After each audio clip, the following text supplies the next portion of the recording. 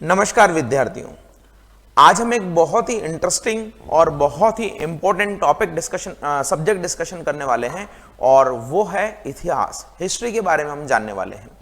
History का जो topic है, सबसे पहले तो ये जान लीजिए कि एग्जामिनेशन पर्सपेक्टिव से बहुत इंपॉर्टेंट है, क्योंकि इतिहास से सवाल बनता ही बनता है। चाहे वो रेलवे का एग्जाम हो, चाहे वो एसएससी का एग्जाम हो, चाहे अदर स्टेट्स के एग्जाम हो, इवन आप यूपीएससी का एग्जाम दे रहे हैं, आरएस का एग्जाम दे रहे हैं, हर एक में हिस्ट्री से क्वेश्चन आता है।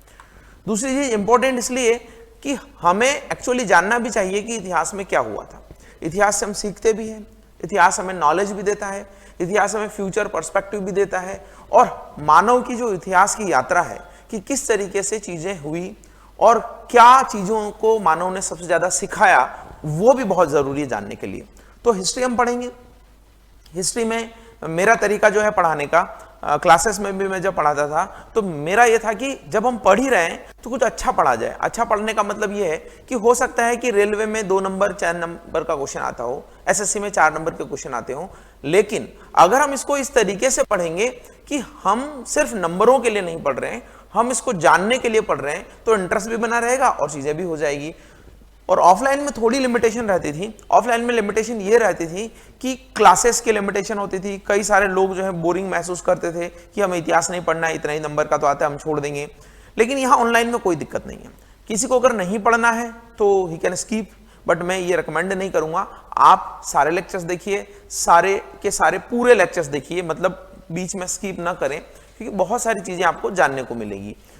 तो ये जो पोर्शन है हिस्ट्री का, ये अगर हम ऑफलाइन में 20 या 25 क्लासेस में लेते थे तो यहाँ थोड़ी क्लासेस ज़्यादा हो सकती हैं, लेकिन आप ट्राई करिएगा कि जो आपको एटलीस्ट जो आपके इंटरेस्ट का है वो ज़रूर आप पढ़ें। तो इतिहास के बारे में हम शुरू करते हैं।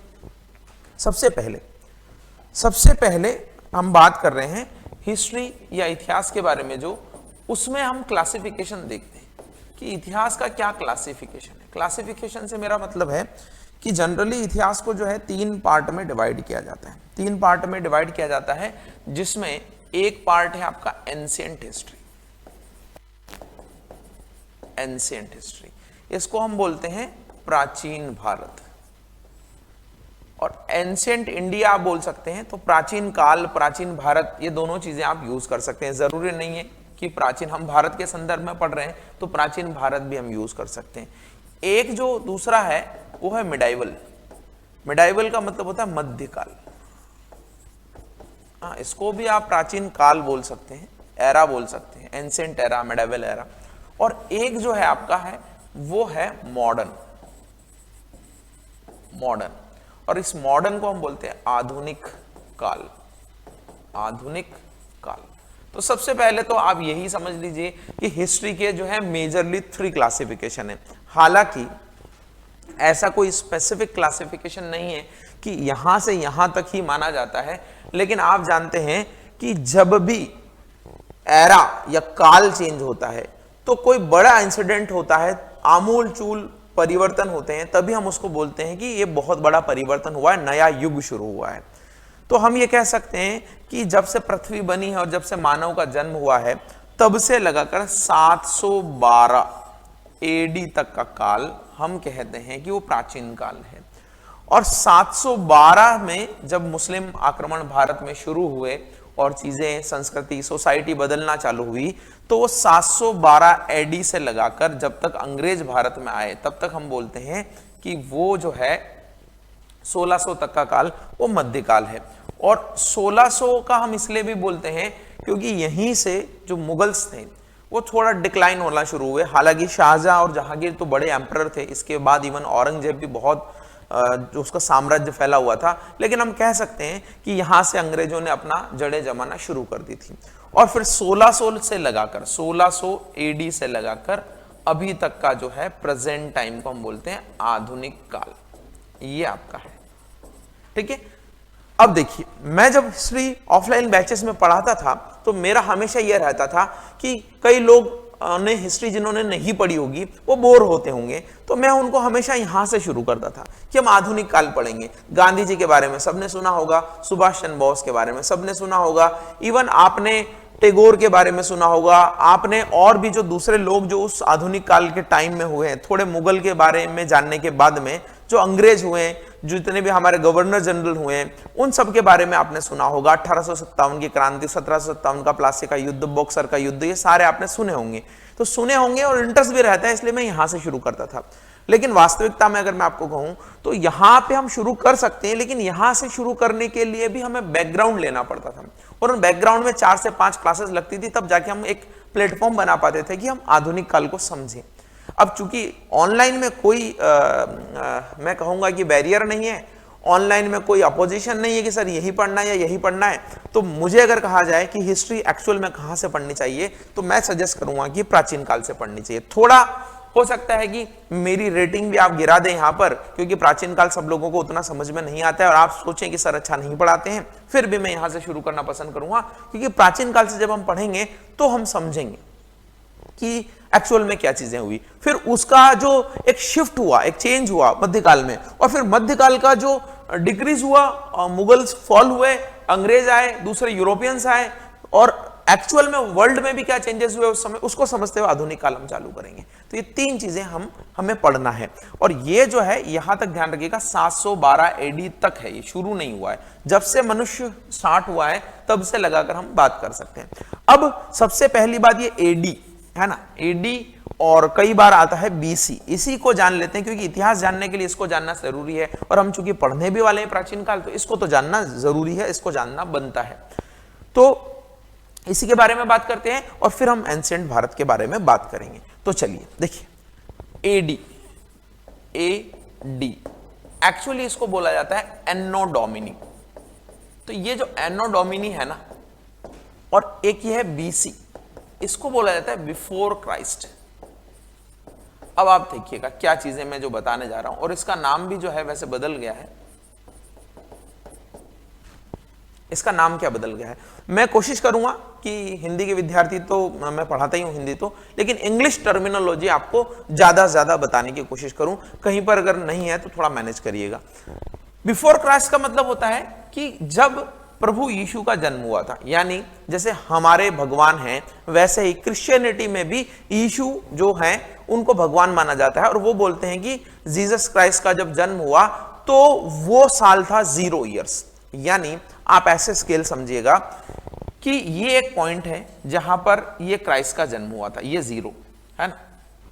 इससे आगे आपका चलता है 1, 2, 100, 500, 1000, और अभी हम जो है 2020 में जी रहे हैं।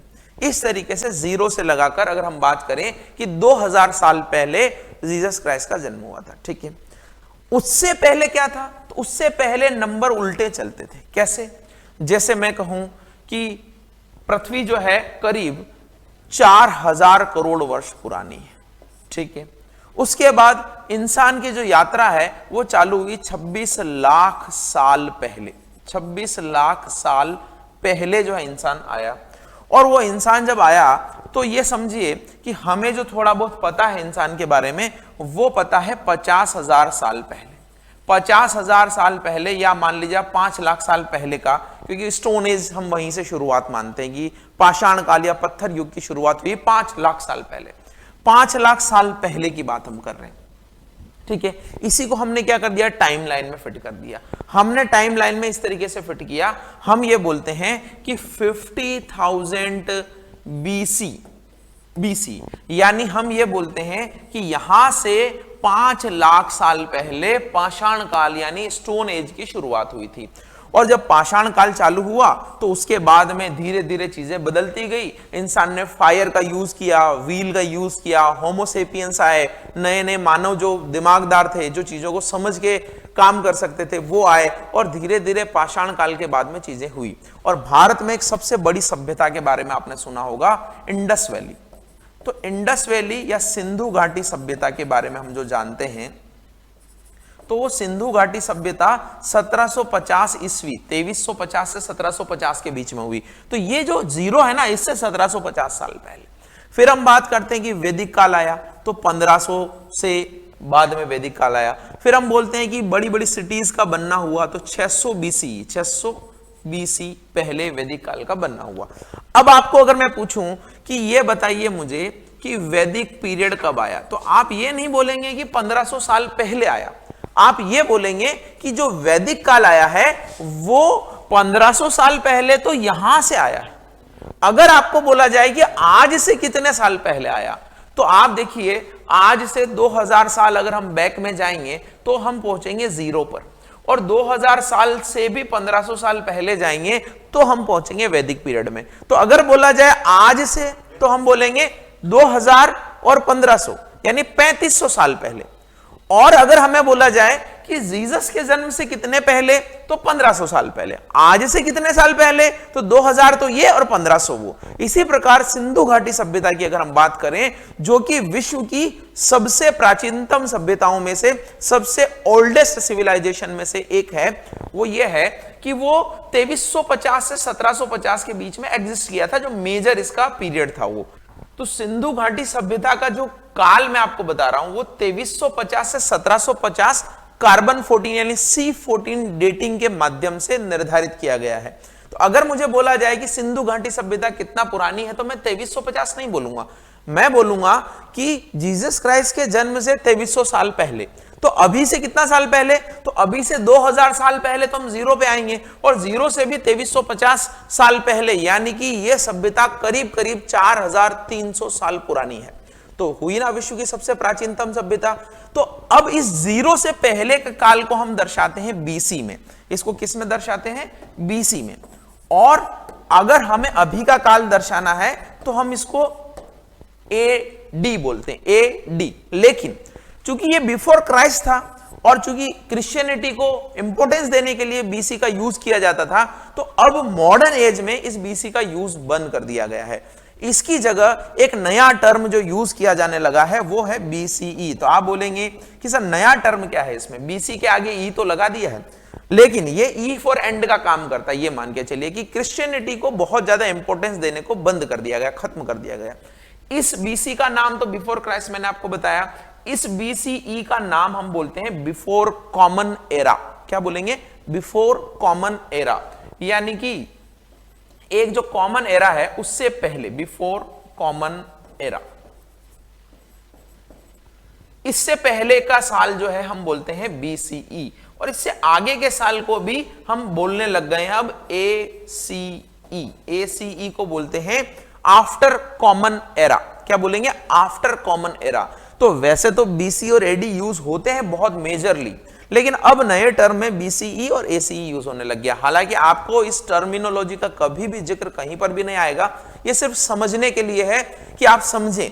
जैसे अगर मैं आपसे कहूं कि भारत में अशोक का साम्राज्य या महाजनपद का काल 600 ईसा पूर्व हुआ था, हिंदी में इसको क्या बोलते हैं, ईसा पूर्व। ईसा, तो ईसा वही ईसा मसीह, ईसा पूर्व। तो देखिए 600 ईसा पूर्व हुआ था, तो ये 600 साल पुराना नहीं है। आज से 2000 साल पहले ईसा का जन्म हुआ, और 2000 साल से भी 600 साल पहले यानी 2600 साल पहले भारत में बड़े तौर पर नगरीकरण, महाजनपद काल की शुरुआत हुई। बड़े बड़े शहर, मेट्रोपॉलिटन शहर हम बोल सकते हैं, तो 16 जनपद हुए थे, वो 600 ईसा पूर्व हिंदी में बोलते हैं। तो ये आपका ईसा पूर्व बोलेंगे हम बीसी को, ठीक है। तो ये ध्यान रखिएगा कि जब भी ईसा पूर्व लिखा है, बीसी लिखा हुआ है, तो वो आज से 600 नहीं है, वो 0 से 600 है, और 0 पे 600 जाने के लिए हमें 2000 साल बैक जाना पड़ेगा। तो आई होप कि आपको बीसी, बीसीई, एडी, एसीई ये आराम से समझ में आ गया होगा। और अगर आपको ये समझ में आ गया है तो हम आज यही बोलेंगे कि ये जो है हमारी ईसवी चल रही है। क्या चल रही है, ईसवी, यानी ईशा के पश्चात हम 2000 साल और हो गए हैं, 2020 आ गया है, ठीक है। तो ये अगर क्लियर है तो हम आगे बढ़ते हैं। सबसे पहले मैंने आपको बोला था कि 3 एज हैं, एंशिएंट, मिडाइवल और मॉडर्न। तो हम किसको पढ़ने वाले हैं, हम पढ़ने वाले हैं एंशिएंट को, एंशिएंट हिस्ट्री को पढ़ने वाले हैं, और सॉरी एंशिएंट हिस्ट्री को हम पढ़ने वाले हैं, यानी कि प्राचीन इतिहास को हम पढ़ने वाले हैं। इसको एंशिएंट हिस्ट्री बोल दीजिए, इसको प्राचीन काल बोल दीजिए, कोई प्रॉब्लम नहीं है, इसी को हम पढ़ने वाले हैं। तो जैसा कि मैंने अभी बताया था कि पृथ्वी जो है 400 करोड़ वर्ष पुरानी है, और वो जो 400 करोड़ वर्ष पुरानी पृथ्वी है उस पर मानव का जन्म 26 लाख साल पहले अफ्रीका में कहीं हुआ था। सबसे पहले मानव का जन्म जो है अफ्रीका में हुआ था। अब आप ये मत सोचिएगा कि अभी जैसे बच्चे पैदा होते हैं वैसे मानव पैदा हो गया। मानव बना बहुत सालों, लाखों सालों के प्रोसेस में। तो एक तरीके से हम कह सकते हैं कि अभी जो हम मानव देखते हैं वो मानव करीब करीब 5 लाख या 4 लाख साल पहले उस फॉर्म में आया। लेकिन जो हम कहेंगे कि जो समझदार मानव था, जिसको हम बोलते हैं होमोसेपियंस, होमोसेपियंस तो बहुत बाद में आए। होमोसेपियंस तो आप ये कह सकते हैं कि 50,000 साल पहले होमोसेपियंस आए हैं, तो बहुत ज्यादा समय नहीं हुआ है। तो अब आप इतनी सारी चीजें, इतनी सारी ईस्वी याद रखें, इसके लिए मैं आपको आसान कर देता हूं। देखिए, प्राचीन काल जो है उसमें सबसे पहले तो हम इंडेक्स ले लेते हैं कि हम क्या क्या पढ़ेंगे इसमें, और उस इंडेक्स के अकॉर्डिंग फिर थोड़ा थोड़ा पढ़ते जाएंगे ताकि आपको पता रहे कि आप कहां पर चल रहे हैं। सबसे पहले देखिए, प्राचीन काल में जो हम पढ़ेंगे, सबसे पहले तो हम पढ़ेंगे स्टोन एज। स्टोन एज का मतलब होता है पाषाण काल, है ना, पाषाण काल। फिर स्टोन एज के बाद में जो हम पढ़ेंगे उसके लिए हम पढ़ेंगे हड़प्पा सभ्यता।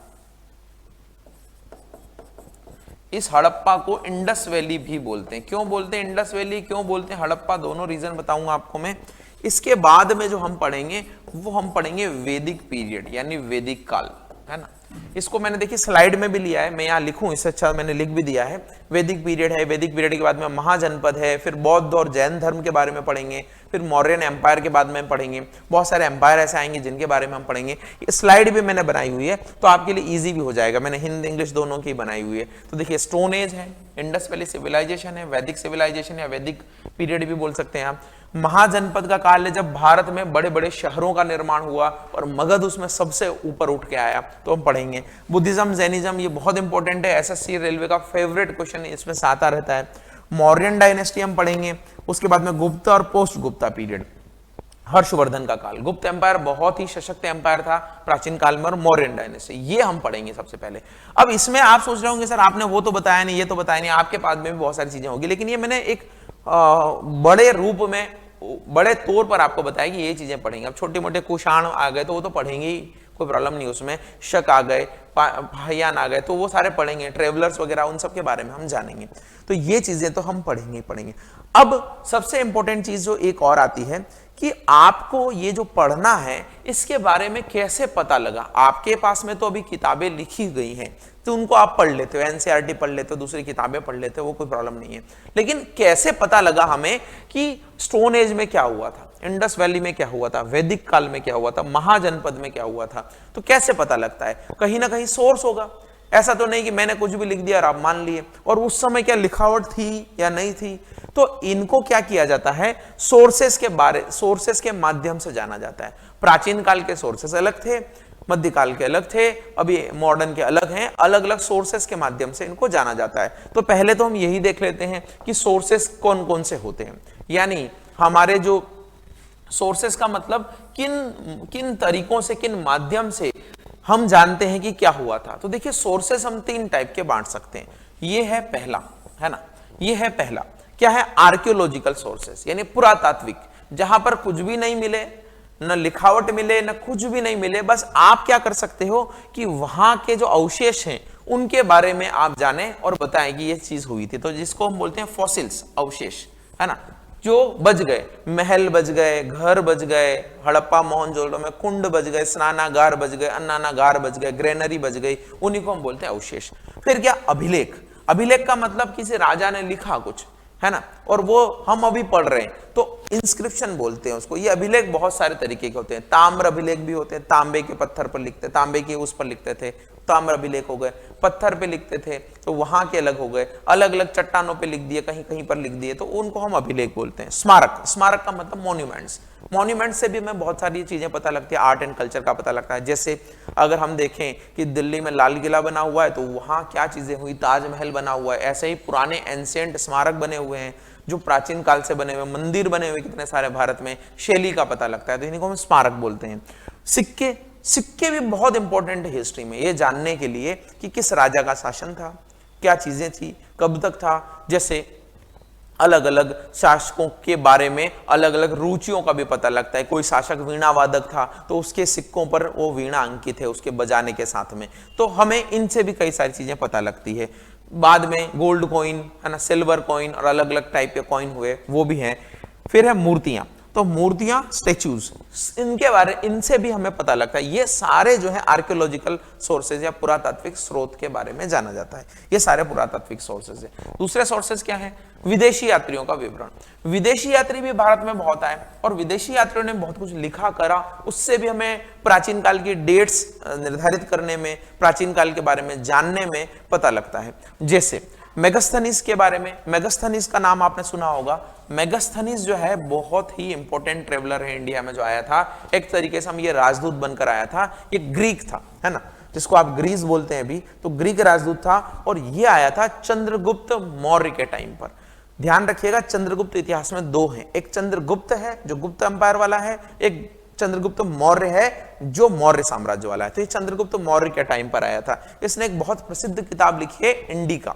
वो कई बार क्वेश्चन पूछा गया है कि इंडिका के राइटर कौन है। तो मेगास्थनीज के बारे में 302 बीसी से 298 या 297 के बीच में आया है। अब ये बीसी बोल रहा हूं मैं, बीसी का मतलब क्या हुआ? 302 साल पहले। कब? ईसा पूर्व 302 साल पहले, बिफोर क्राइस्ट या बिफोर कॉमन एरा 300 साल पहले। तो आज से कितने साल पहले मेगास्थनीज आया हुआ?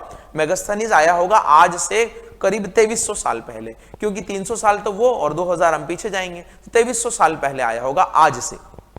ठीक है, आगे एक फाहियान नाम का, ह्वेनसांग नाम के चीनी यात्री आए अलग अलग टाइम पर। 399 एडी में आया ये, है ना। ये आया है चंद्रगुप्त सेकंड के टाइम पे, जो गुप्त साम्राज्य का प्रतापी शासक हुआ चंद्रगुप्त सेकंड के टाइम पर। और ह्वेनसांग आया हर्षवर्धन के टाइम पर। तो ये अलग अलग यात्री हैं जो भारत में आए। इनके द्वारा लिखे गए डिस्क्रिप्शन से भी हमें पता लगता है, विवरण से पता लगता है कि उस समय की स्थितियां क्या थी। तो ये भी इतिहास को जानने का माध्यम है। अभी प्रेजेंट में तो बहुत सारे सोर्सेज हैं और हमारे जब आगे बच्चे, आगे की पीढ़ियां हमें जानेगी तो वीडियो के माध्यम से जान लेगी, क्योंकि हम वीडियो बनाते हैं अभी आजकल, है ना, बहुत सारी चीजें हैं। लेकिन उस समय तो कुछ था नहीं, तो उस समय हमें ऐसे ही जाना जाता है। फिर तीसरे सोर्सेज है लिटरेरी सोर्सेज, यानी साहित्यिक सोर्सेज। साहित्यिक सोर्सेज के दो पार्ट मैंने की हैं, इसमें एक है रिलीजियस, एक है नॉन रिलीजियस। यानी साहित्य में भी धार्मिक साहित्य और अधार्मिक, अधार्मिक तो नहीं कहूंगा मैं, गैर धार्मिक, यानी जिनके बारे में धर्म की बातें ना हो। धार्मिक में क्या है? वेद है, पुराण है, उपनिषद है। इनसे हमें पता लगता है कि उस समय क्या चीजें रही होगी, कैसी सोसाइटी थी, कैसा कल्चर था, राजा के क्या अधिकार थे, मंत्री क्या करता था, कौन कौन सी पोस्टें थी, किले कैसे बनाए जाते थे, सब पता लगता है। नॉन रिलीजियस में, जिनमें धर्म का उल्लेख नहीं, इकोनॉमिक्स यानी अर्थशास्त्र। इकोनॉमिक्स एक्चुअली हम बोलते हैं, लेकिन इस पुस्तक का नाम है अर्थशास्त्र, क्योंकि चाणक्य इंग्लिश नहीं जानते थे, इंग्लिश तो बहुत नई लैंग्वेज है। तो अर्थशास्त्र जो है आचार्य चाणक्य की लिखी किताब है तो अर्थशास्त्र नाम, लेकिन इसमें राजा, नीति, शासन, सबसे रिलेटेड, दंड क्या होना चाहिए, उन सब से रिलेटेड बहुत ही जो है वास्ट किताब है, जो हमें उस समय के बारे में बताती है। चंद्रगुप्त मौर्य के प्रधानमंत्री हुए और इन्हीं की सहायता से चंद्रगुप्त मौर्य ने एक छत्र राज्य किया पूरे भारतवर्ष पर। इंडिका मैंने बताया मेगास्थनीज की किताब है, महाभाष्य पतंजलि की किताब है, अष्टाध्यायी पाणिनि की किताब है। इनके राइटर भी आपके एक एक नंबर में आते हैं कई बार कि पाणिनि की किताब कौन सी, या अष्टाध्यायी किसने लिखी है, या महाभाष्य किसने लिखी है। ये सारी किताबें गैर धार्मिक यानी नॉन रिलीजियस में आती है। दूसरे राइटर भी हैं वैसे, कालिदास है, विष्णु शर्मा है, चरक है। मैं भी आपको सिर्फ आउटलाइन बता रहा हूं, जब जब हम इनके अकाल में पढ़ेंगे तो इनकी बुक्स के बारे में मैं लिखवाता जाऊंगा, तो आप अलग से लिख लीजिएगा। अभी मैं आपको बता रहा हूं कि हमें किस तरीके से इतिहास का ज्ञान होता है। तो मैंने 3 चीजें बताई। सबसे पहले मैंने बताया कि आर्कियोलॉजिकल सोर्सेज होते हैं, उसमें अभिलेख आ गए, सिक्के आ गए, बहुत सारे चीजें आ गई जो हमें वहां से पता लगती है, मूर्तियां हो गई, स्मारक हो गए, मॉन्यूमेंट्स हो गए। दूसरा मैंने बताया ट्रेवलर्स आए। तीसरा मैंने बताया आपको लिटरेरी सोर्सेज आए। इन तीनों के बारे में, इन तीनों से ही हमें पता लगता है कि इतिहास क्या चीजें हैं। क्लियर दोस्तों? तो ये बेसिक चीजें हम बात कर रहे हैं। बस एक और चीज जो मैं आज आपकी क्लास में डिस्कस करने वाला हूं इनके बारे में, ताकि हम जो है अगली क्लास में अच्छे से हम चीजों को स्टार्ट कर पाए। देखिए, वैसे तो एंशिएंट हिस्ट्री के बारे में मैंने आपको बताया कि हम ये पढ़ेंगे, स्टोन एज पढ़ेंगे, हड़प्पा पढ़ेंगे, ये सारी चीजें पढ़ेंगे। लेकिन चूंकि हमने सोर्सेस की बात की, तो आप ध्यान रखिए कि स्क्रिप्ट राइटिंग यानी लिपि लेखन के आधार पर हम इतिहास को 3 भागों में बांट सकते हैं, प्री हिस्टोरिक, प्रोटो हिस्टोरिक और हिस्टोरिक। अब ये क्यों लिखा है मैंने, इसका इंपॉर्टेंस मैं बताता हूं। देखिए, प्री हिस्टोरिक को हम बोलते हैं प्रागैतिहासिक काल, प्रागैतिहासिक काल, ठीक है। इसको हम बोलते हैं आद्य ऐतिहासिक काल, आद्य ऐतिहासिक काल, और यह है ऐतिहासिक काल। अब देखिए इनमें क्या फर्क है, ये किसके बेसिस पर मैंने डिवीजन किया है, स्क्रिप्ट राइटिंग के बेसिस, लेखन के बेसिस पर, क्योंकि हमने मॉन्यूमेंट्स, हमने जो ये सोर्सेज जाने, इसमें तो लेखन क्षमता का उतना नहीं है, फॉसिल से, इंस्क्रिप्शन से, मॉन्यूमेंट से, ठीक है। दूसरे सोर्सेज हमने देखे ट्रेवलर्स, इसमें लेखन क्षमता का है फिर भी, और तीसरे हमने देखे साहित्य, ये तो लेखन क्षमता के ऊपर ही है। तो लेखन क्षमता के बेसिस पर या स्क्रिप्ट राइटिंग के बेसिस पर ही काल का विभाजन किया है। एंशिएंट के भी 3 पार्ट किए गए हैं, एक काल है प्रागैतिहासिक, दूसरा है आद्यसियातिक, तीसरा है ऐतिहासिक। इनमें क्या डिफरेंस है देखिए, ये जो प्रागैतिहासिक काल है ये तो वो काल है जहां पे हमें लेखन मिलता ही नहीं है, यानी कहीं पर कुछ भी चीज लिखी हुई मिलती ही नहीं है, सिर्फ कुछ पेंटिंग्स वगैरह और ये मिलती है। तो हम अगर स्टोन एज की बात करें तो स्टोन एज ऐसा ही है, पाषाण काल में हमें कुछ भी ऐसी चीज लिखी हुई नहीं मिली कि रामलाल यहां रहता है, श्यामलाल घर जाता है, ऐसा कुछ भी लिखा हुआ नहीं मिला। तो उसी को हम बोलते हैं आपका प्री हिस्टोरिक पीरियड, और इसको बोलते हैं हिंदी में प्रागैतिहासिक काल, ठीक है। दूसरा पीरियड ऐसा है जहां पर हमें लिटरेरी सोर्सेस तो मिले, लिखा हुआ तो मिला, लेकिन हम डेसिफर नहीं कर पाए, उसको डिकोड नहीं कर पाए, हम उसको समझ ही नहीं पाए कि क्या लिखा हुआ है। और वो सबसे इंपॉर्टेंट पीरियड है आपका हड़प्पा। क्या पीरियड है वो? हड़प्पा सभ्यता का। हड़प्पा सभ्यता की जो लिपि है वो पिक्टोग्राफी है, यानी वो चित्रात्मक शैली है। चित्रात्मक शैली का मतलब उन्होंने किसी के लिए कोई सिंबल बना दिया ऐसा। अब हमें क्या पता ये सिंबल उस समय क्या यूज आता था, हमें नहीं पता कि वो जो मोहरें प्राप्त हुई है, वो जो चित्रात्मक चीजें प्राप्त हुई है, उसका क्या मतलब है। तो बहुत ज्यादा लेटर्स नहीं है उसमें, लेकिन हम उसको पढ़ नहीं पाए अभी तक। इस तरीके से वहां पर लिपि लिखी जाती थी, ध्यान रखिए, ऐसे ऐसे लिखते हुए गया, फिर ऐसे आया, फिर ऐसे आया, फिर ऐसा, ऐसे लिपि लिखी जाती थी उस समय। अब हम पढ़ ही नहीं पाए उसको, तो उनके जीवन में हमें ज्यादा पता नहीं है। दूसरा, मैंने वैदिक इसलिए लिखा कि कई लोग सोचते हैं कि वेदों की रचना हुई, और वेदों की रचना हुई तो उस समय जो है हम इसको प्री हिस्टोरिक में इसमें नहीं लेंगे, इसमें लेंगे। लेकिन मैं आपको बता दूं, वैदिक काल में जो चीजें आई हैं वो लेखन क्षमता उस समय उतनी विकसित नहीं हुई थी, या अगर हुई भी थी तो लोगों ने जो नॉलेज ट्रांसफर किया है वो नॉलेज ट्रांसफर स्मरण क्षमता के आधार पर किया, यानी याददाश्त के आधार पर। मैंने कोई चीजें सुनी, कोई चीजें समझी, कोई संस्कृति ली, और वो मैंने अपने बच्चों को आगे, उन्होंने उनके बच्चों को मौखिक रूप से ट्रांसफर की, है ना। तो मौखिक रूप से ट्रांसफर की तो लेखन क्षमता उतनी हुई नहीं, वेदों की रचना बाद में हुई। इसलिए हम वैदिक सभ्यता को भी किसमें काउंट करते हैं? प्रोटो हिस्टोरिक पीरियड में काम करते हैं, यानी आद्य ऐतिहासिक काल में काउंट करते हैं। और तीसरा है हिस्टोरिक पीरियड। तो हिस्टोरिक पीरियड जो है महाजनपद काल से चालू हो जाता है। महाजनपद काल यानी कि भारत में हम कहेंगे नगरीकरण की एक बड़े तौर पर शुरुआत थी। एक नगरीकरण था हड़प्पा वाला, और एक नगरीकरण है ये वाला, तो हम पढ़ेंगे इसको। तो मैंने ये किसके बेसिस पर स्क्रिप्ट राइटिंग किया है, किसके बेसिस पर बांटा है? स्क्रिप्ट राइटिंग यानी लिपि लेखन के बेसिस पर 3 भागों में बांटा है, प्री हिस्टोरिक, प्रोटो हिस्टोरिक और हिस्टोरिक।